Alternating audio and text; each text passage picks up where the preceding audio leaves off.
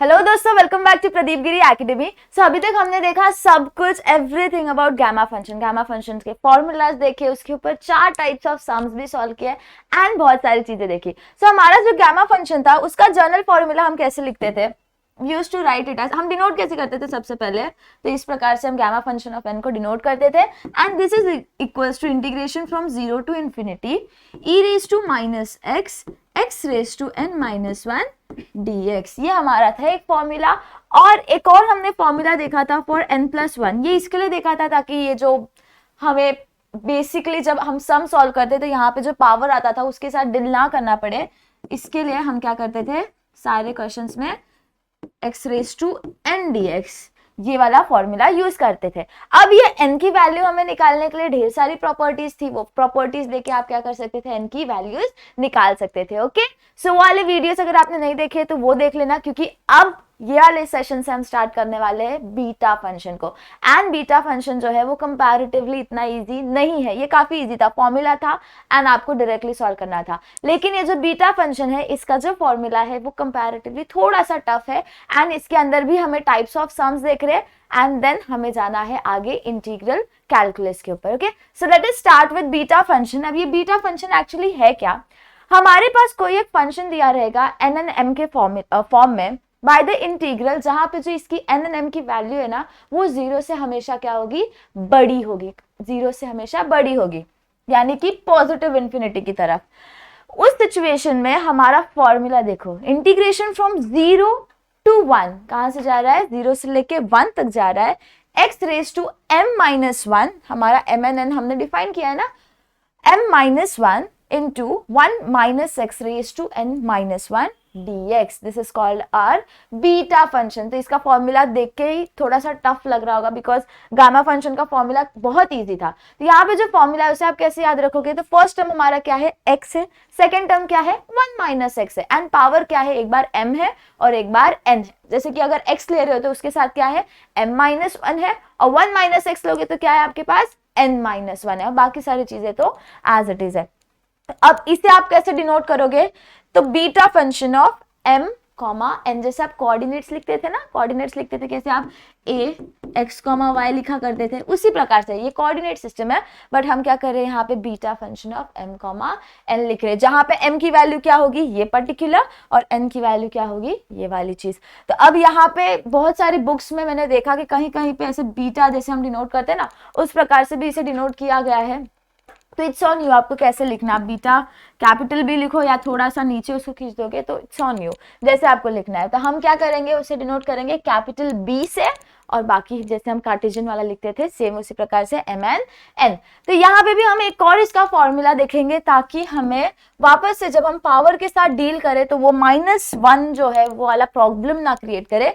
इसके लिए हम किसके लिए फॉर्मूला देखेंगे, ये वाला देखो, integration from 0 to 1 x raise to m, x raise to m, next term क्या है, 1 minus x raise to n dx। ये थोड़ा सा इजी है, क्यों, क्योंकि अगर मैंने आपको कोई भी सम दिया है from 0 to 1 x raise to 2 1 minus x raise to 3 dx, तो इससे आप मुझे इजीली बता सकते हो ना m की वैल्यू क्या है 2 और n की वैल्यू क्या है 3 है, तो इजीली बता सके आप। लेकिन यही चीज अगर मैंने आपको ऊपर वाले फॉर्मूला से बताई होती तो वो m माइनस 1 के साथ डील करना कंपैरेटिवली टफ हो जाता। तो यहाँ पे आपको वैल्यूज मिल गई, इक्वल्स टू क्या है हमारा, बीटा फंक्शन ऑफ, बीटा लिखो या बी लिखो, m+1। अब m क्या है हमारे पास, 2 है, तो 2 + 1 क्या होता है, 3 होता है, तो यहाँ पे क्या आएगा 3, कॉमा नेक्स्ट n+1, n क्या है 3, तो 3 + 1 क्या होगा 4, तो ये क्या हो जाएगा, beta function of 3,4।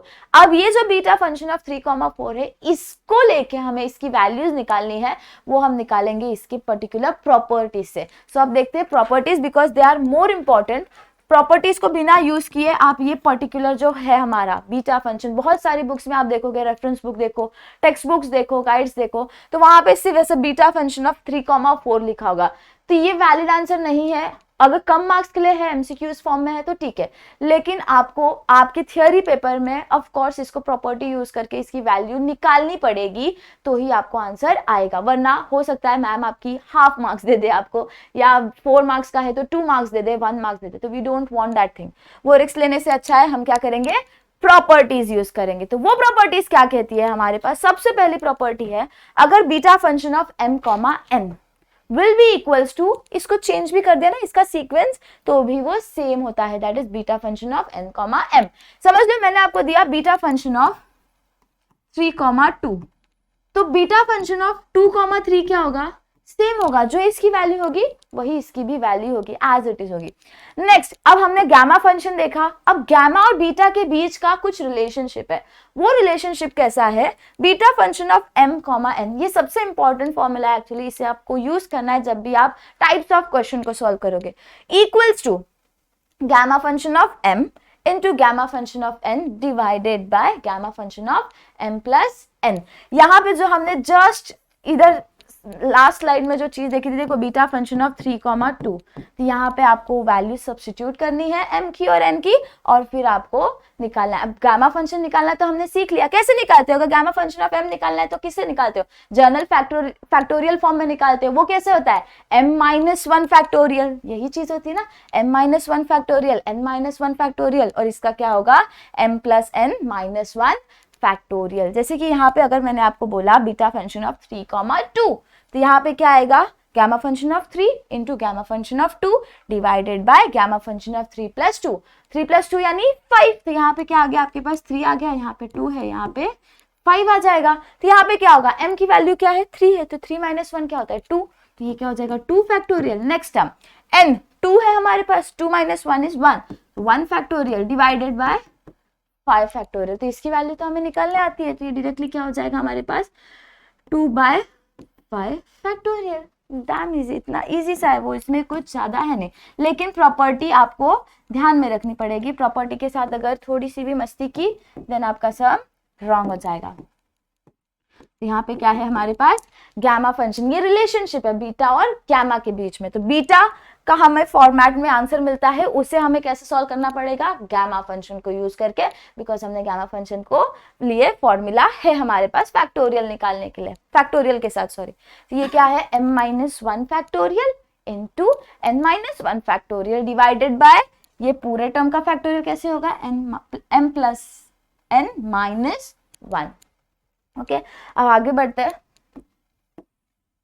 Next property जो है हमारे पास, दैट इज प्रॉपर्टी नंबर 3। जैसे हमने हमारा गामा फंक्शन में सेकंड फॉर्म देखा था ना, वैसे यहाँ पे भी हमारे पास क्या है सेकंड फॉर्म है। तो ये सेकंड फॉर्म क्या कहता है, beta function of n comma n will be equals to twice integration from 0 to π/2 sin raise to 2m minus 1 theta cos raise to 2n minus 1 theta d theta. Okay, ये हमारा second form. Second form के ऊपर तो basically ना gamma ना beta दोनों में आपके लिए सम्स नहीं है, बस आपको प्रॉपर्टी एज प्रॉपर्टी उसे स्टडी करना है, दैट्स ऑल।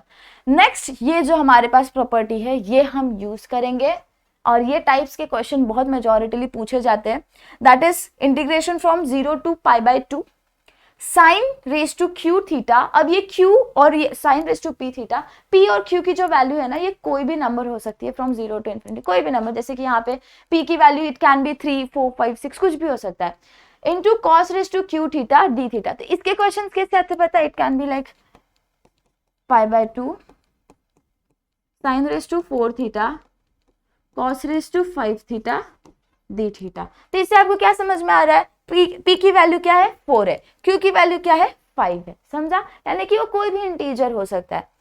इक्वल्स टू, यहाँ पे ट्रिग्नोमेट्री इन्वॉल्व हो जाता है, इक्वल्स टू 1/2, क्या हो रहा है 1/2। प्लीज भूलना मत, बच्चे भूल जाते हैं 1/2 को लिखना, इनफैक्ट हम भी भूल जाते हैं, बट ये एक इंपॉर्टेंट पार्ट है, 1/2 के बिना आप नहीं लिख सकते, वो फॉर्मूला में इंक्लूडेड है, that is 1/2 into beta function of p plus 1 upon 2 comma q plus 1 upon 2। तो ये p की वैल्यू क्या है हमारे पास, जैसे कि ये क्वेश्चन ले लो, तो p की वैल्यू क्या है 4, तो यहाँ पे क्या आएगा 4 plus 1 upon 2, that is 5/2 comma next q plus 1, q क्या है 6 सॉरी 5, तो 5 plus 1 is 6/2, that is 3 of course, sorry यहाँ पे क्या आ जाएगा 3 आ जाएगा। तो यानी यहाँ पे क्या मिला आपको, बीटा फंक्शन ऑफ 5/2 कॉमा 3। अब मुझे बता, ये beta function of m comma n के फॉर्म में आ गया, अब इसकी वैल्यू आप रिलेशनशिप विद गामा फंक्शन के साथ निकाल सकते हो, ऑफ कोर्स निकाल सकते हो।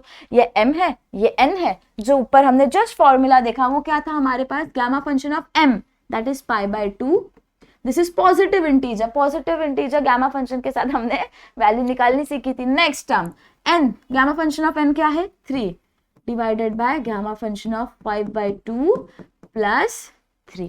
ओके, ये हो गया। अब इसे हम सॉल्व करेंगे जैसे हम वैल्यूज निकालते हैं and will get our answer. इतना इजी है, ज्यादा कुछ नहीं है, डरना नहीं। सिर्फ फॉर्मूला से जब आप टैली करोगे इस चीजों को तो आपको ध्यान देना है। ओके, नेक्स्ट सेम यही फॉर्मूला है, फॉर्मूला में फर्क नहीं है। हमारा जो लेफ्ट हैंड साइड है ना वो एज इट इज है, लेकिन राइट हैंड साइड में हमने कुछ चीज की है, दैट इज यहाँ पे देखो लेफ्ट हैंड साइड हमारा सेम है। यहाँ पे आप नोटिस करोगे ना तो कुछ आपको अलग सा दिखाई देगा, दैट इज कि ये वाली चीज को mn के फॉर्म में है, इसे ही हमने क्या कर दिया, थोड़ा सा बीटा फंक्शन था ना तो उसे हमने क्या कर दिया गामा फंक्शन। जो मैंने जस्ट ऊपर एग्जांपल के साथ बताया ना वही चीज यहाँ पे की है। ये m है, ये n है और यहाँ पे क्या है m प्लस n है, दैट्स ऑल। ज्यादा डरना मत इसमें। यहाँ पे देखो कैसे समझो, एक सेकेंड।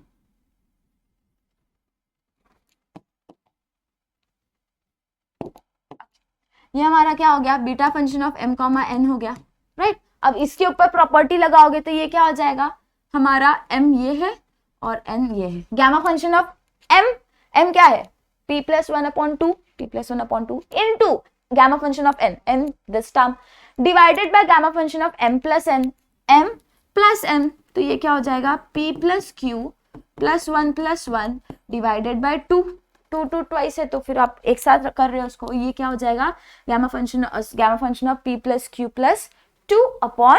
तो ये भी फॉर्मूला हम यूज करते हैं, ऑफ कोर्स करेंगे क्योंकि हमें तो सॉल्व करना है प्रॉपर्टी लगा के, बस प्रॉपर्टी लगाइए, इससे ज्यादा और कुछ नहीं है। अब जो हमारा कंसर्न का पॉइंट है ये है ये वाला जो प्रॉपर्टी, ये प्रॉपर्टी क्यों इंपॉर्टेंट है, क्योंकि लास्ट जब हम गामा फंक्शन पढ़ रहे थे एक्चुअली तब मैंने आपको बोला था कि इसकी वैल्यू हम बीटा फंक्शन में निकालेंगे, कहा था ना, क्योंकि ये जो सम है ना एक्चुअली इसका वैल्यू हम बीटा फंक्शन से डिराइव करते हैं। मैंने आपको कहा था जहां पे भी 1/2 आता है गामा फंक्शन ऑफ 1/2 तो आप वहां पे क्या सब्स्टिट्यूट करोगे, रूट ऑफ पाई। ऐसे हम और भी बहुत सारी चीजों के लिए वैल्यूज निकाल सकते हैं। कैसे निकालेंगे, एक प्रॉपर्टी यूज करके, जो जस्ट हमने प्रॉपर्टी पढ़ी ना वो यूज करके। जैसे कि हम कौन सी प्रॉपर्टी ले रहे हैं, 0 to π/2 sorry sin raised to p theta cos raised to q theta d theta हमारे पास ये है। इसकी वैल्यू क्या आती है हमारे पास 1/2 beta of p plus 1/2 comma q plus 1/2, right. अब हमें ये वाली चीज को वैल्यू निकालने के लिए, प्रूव करने के लिए, प्रूफ आपसे कोई पूछता नहीं लेकिन मैंने आपको वहां पे कहा था ना बीटा फंक्शन में हम एक्चुअली देखेंगे। तो यहाँ पे क्या हो जाता है, you just need to put p is equals to 0 and q is equals to 0। क्या करना है, अज्यूम क्या करना है, p इज इक्वल्स टू 0 है और q इज इक्वल्स टू 0 है। फिर जैसे ही आप 0 पुट कर दोगे तो एनीथिंग रेज टू 0 क्या होता है 1, again anything raise to 0 is 1, तो ये क्या हो जाएगा 1 into d theta. Indirectly you are getting is 0 to π/2 d theta. अब इंटीग्रेशन कर दो थीटा का और यहाँ पे नेक्स्ट टर्म क्या है हमारे पास 1/2 बीटा फंक्शन ऑफ p क्या हो गया 0 हो गया और 0 प्लस 1 तो ये क्या हो जाएगा 1/2 कॉमा 1/2।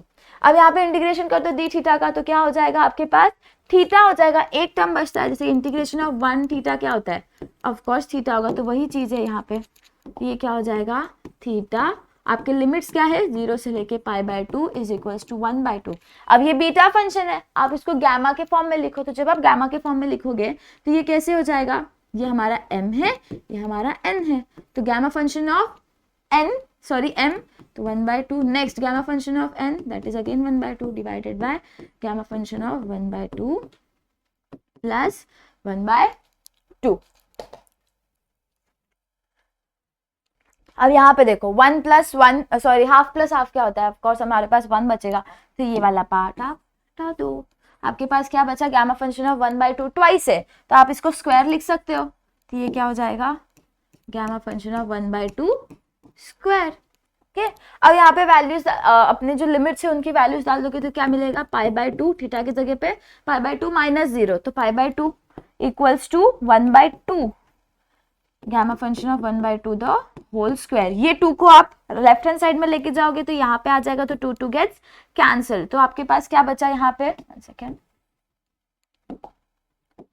तो ये 2 यहाँ से हट जाएगा, तो आपके पास क्या बचा, pi is equals to 1/2 gamma function of square. अब इस स्क्वायर को इधर लेके जाओगे तो क्या हो जाएगा, स्क्वायर रूट हो जाएगा। That means gamma function of 1/2 is equals to square root of pi. आपने प्रूव कर दिया। यही वैल्यूज हमने सब्स्टिट्यूट की थी ना, तो इतना याद रखना, कहीं भी अगर आपको प्रूफ दैट वाला क्वेश्चन आता है, अगर रूट पाई में आंसर दिख रहा है तो प्लीज डरना मत, क्योंकि लास्ट में जब आप आंसर करने लगोगे ना तो आपको फाइनली गामा फंक्शन ऑफ 1/2 तक आप आओगे एंड वहां पे आपको क्या डालनी है, वैल्यू रूट ऑफ पाई डालनी है। ऐसे ही कुछ और चीजें भी होती है जहां पे हम ऐसे वैल्यूज डाल सकते हैं, वो हम देखेंगे आगे। अब चलते हैं हम मेन कंसर्न पॉइंट पे, that is to solve problems on beta function. 4 type से आई थिंक सो ये पर्टिकुलर टॉपिक में। सबसे पहला जो टाइप है that is integration from 0 to a. ये ए कोई भी नंबर हो सकता है, फ्रॉम 0 टू पॉजिटिव इंफिनिटी कोई भी नंबर हो सकता है। x raise to m a minus x raise to n, same चीज जो हमारा जनरल फॉर्मूला था, बस यहाँ पे जो हमारे a की वैल्यू है, a कोई इंटीजर होगी, समझ लो मैंने यहाँ पे 1 लिया है, तो यहाँ पे भी क्या होगा 1 लेग। जैसे मेरा जनरल फॉर्मूला क्या था, यहाँ पे 1 था तो वहां पे भी क्या था 1 था। यहाँ पे अगर 8 होगा तो यहाँ पे भी क्या होगा 8 होगा। ओके, कोई भी नंबर सेम होना चाहिए, a और a लिमिट की और अंदर जो कांस्टेंट है उसकी वैल्यू क्या होगी, सेम होगी। तो इस पर्टिकुलर टाइप ऑफ क्वेश्चन को सॉल्व करते टाइम आपको सबसे पहला जो अज्यूम करना है that is put x is equals to a t। जैसे कि समझ लो मैंने कोई क्वेश्चन यहाँ पे फॉर्मेट ले लिया और वहां पे मैंने अज्यूम किया, मैंने कोई भी एक क्वेश्चन अज्यूम किया और मैंने अज्यूम किया कि वहां पे मेरे a की वैल्यू क्या है 2 है। ओके, तो आपको सबसे पहला स्टेप क्या करना पड़ेगा, put x is equals to a t। अब ये a क्या है मेरा, इस पर्टिकुलर के लिए 2 है, तो यहाँ पे क्या आ जाएगा, put x is equals to 2t। Okay, जो भी a की वैल्यू होगी वो आपको यहाँ पे डालनी है एंड उसको x के साथ अज्यूम करना है, that is x is equals to at। Next step क्या होता है हमारा, डिफरेंशिएट किए बिना तो आप उसको t के फॉर्म में नहीं लिख सकते, तो आपको क्या करना पड़ेगा, ये x को अब डिफरेंशिएट करना पड़ेगा। तो जब आप इसको डिफरेंशिएट करोगे विद रिस्पेक्ट टू t तो आपको क्या मिलेगा, इसको ही सॉल्व करते, इसको नहीं लेते, इसको सॉल्व करोगे तो आपको क्या मिलेगा, dx by dt is equals to 2। तो आप क्या कर सकते हो, dx is equals to 2 dt, right. आपको dx के फॉर्मेट में जहाँ पे यहाँ पे dx था ना, आपने क्या कर दिया, चेंज कर दिया और इसकी वैल्यू क्या आ जाएगी, dt आ जाएगी। यानी कि जब आप इसे डिफरेंशिएट करोगे तो आपको क्या मिलेगा, यहाँ पे dx is equals to a dt। Okay, not अदिति, इट्स a dt।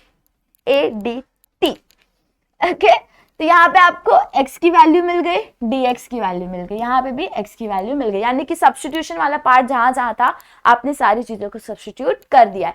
अब बारी आती है आपकी इसको इलैबोरेट करने की, इसे मैनिपुलेट करने की। नेक्स्ट स्टेप क्या है हमारे पास, substitute every term in form of t के फॉर्मेट में डालना है। और हाँ, टी के फॉर्मेट में डालते टाइम सबसे इंपॉर्टेंट चीज जो ध्यान देनी है वो है हमारे लिमिट्स।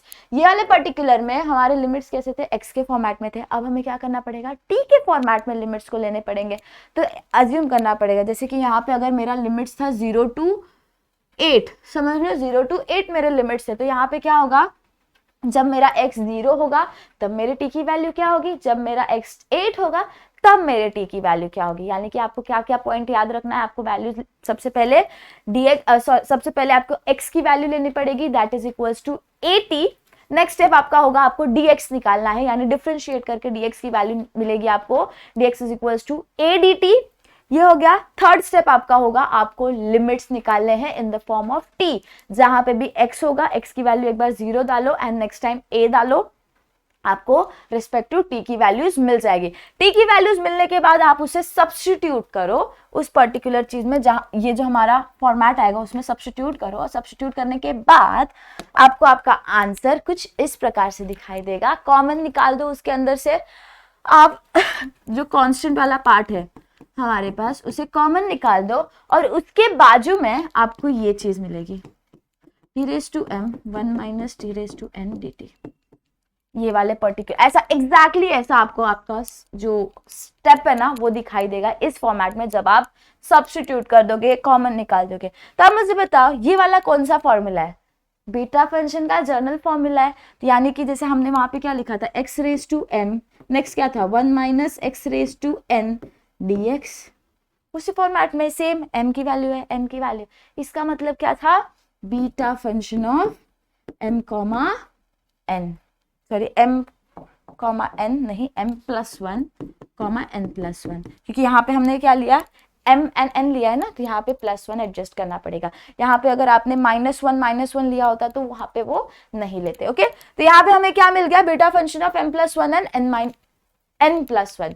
अब आपको क्या करना है, ये बीटा फंक्शन के ऊपर प्रॉपर्टी यूज करनी है हमारी रिस्पेक्टिव, तो ये क्या हो जाएगा, बीटा फंक्शन ऑफ 1+,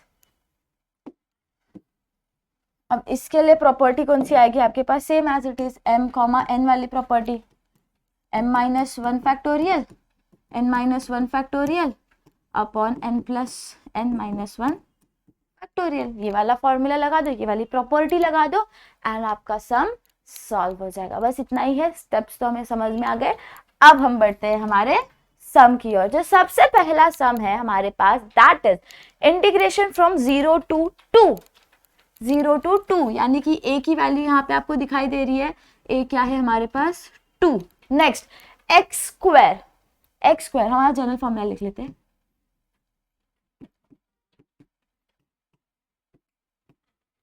इससे आपको क्या मिला, m की वैल्यू क्या है हमारे पास, फिर से वो भी 2 है। नेक्स्ट हमारे पास क्या है, यहाँ पे भी a है, a की वैल्यू देखो सेम है दोनों साइड, यानी a तो सेम हो गया।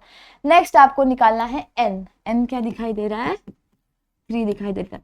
ये तीनों चीजों को साइड कर दो, वी नीड दिस थिंग, आगे बढ़ोगे तब। फर्स्ट स्टेप जब हम सम सॉल्व करते हैं, सबसे पहला स्टेप था put x is equals to 80, a क्या है हमारे पास 2, तो यहाँ पे क्या आएगा 2t। नेक्स्ट स्टेप क्या था, डिफरेंशिएट करने के बाद आपको क्या मिलता है, dx is equals to a dt, तो यहाँ पे a क्या है हमारा 2 है और ये dt है, ये दो चीज मिल गई, जस्ट उठा के सब्स्टिट्यूट कर दो, बस सब्स्टिट्यूट करोगे तो आपको क्या मिलेगा यहाँ पे,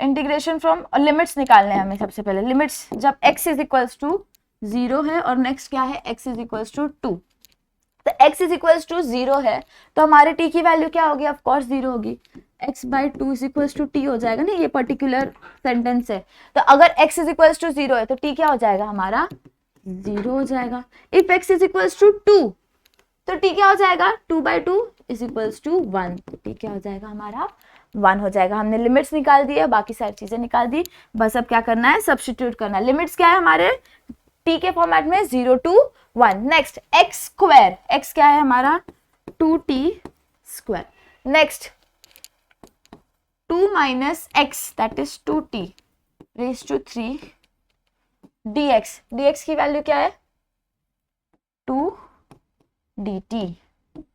अब आप इसमें से 2 निकाल सकते हो कॉमन, सारे प्लेसेस से जो मैंने कहा था ना पावर के साथ निकलता है, तो 0 raised to 1 2 square t square, next term क्या है हमारे पास, यहाँ पे 2 कॉमन निकल जाएगा, बचा क्या minus t cube 3 cube dt। यहाँ पे कितने 2 है हमारे पास, 1 2 3 4 5 6, समझा। तो आप क्या कर सकते हैं, यहाँ से वो जो 2 raised to 6 है उसे बाहर निकाल सकते हैं, जो हमने वहां पे लिखा था देखो a raised to m plus n plus 1, m क्या है हमारा 2 है, n क्या है हमारा 3 है, तो 2 plus 3 is 5, 5 plus 1 is 6, तो यहाँ पे आ गया 2 raised to 6, a raised to m plus n plus 1, a क्या है 2, m plus n plus 1 क्या है 6। नेक्स्ट स्टेप क्या था हमारे पास, जो चीज बची उसे लिख दो इंटीग्रेशन के अंदर, तो क्या बचा है आपके पास t square into 1 minus T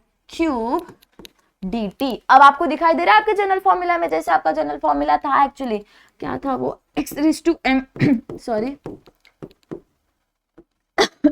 dx integration from 0 to 1।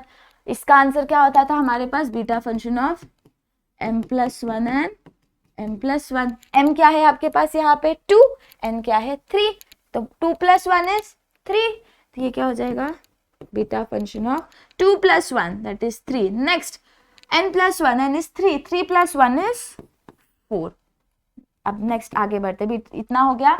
अब हमें लगानी है हमारी प्रॉपर्टी। प्रॉपर्टी क्या कहती है? बीटा फंक्शन ऑफ, अभी तो लिख रही हूँ प्रॉपर्टी, बार बार नहीं लिखूंगी, बट फर्स्ट सम है ना, वी नीड टू राइट। ये क्या हो जाएगा? Beta function of m comma n क्या होता है हमारे पास?